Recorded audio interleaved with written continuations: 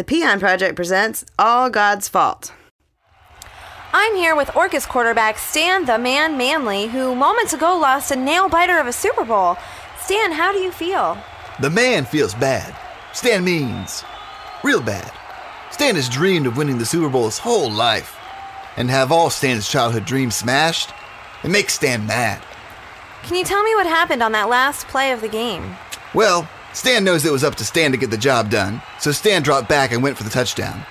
Once the ball left Stan's hand, it was all up to God, and God really let Stan down.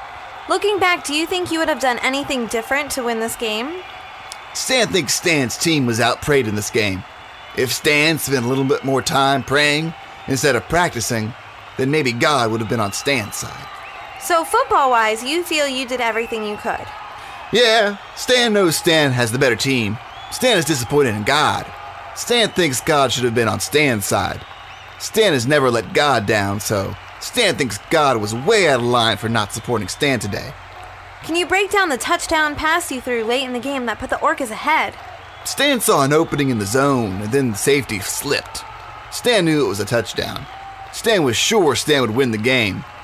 Stan would have to say that God was particularly cruel to Stan today, making Stan think Stan's team would win, and then letting the other team score on the kickoff.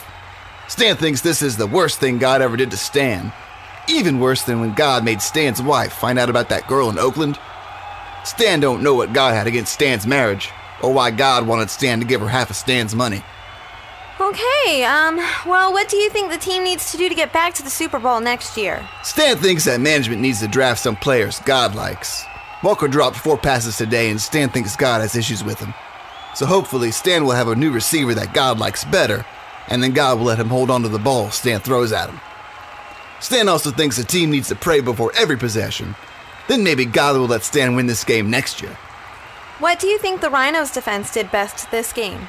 Stan thinks the middle linebacker did a real good job acknowledging God after every successful play.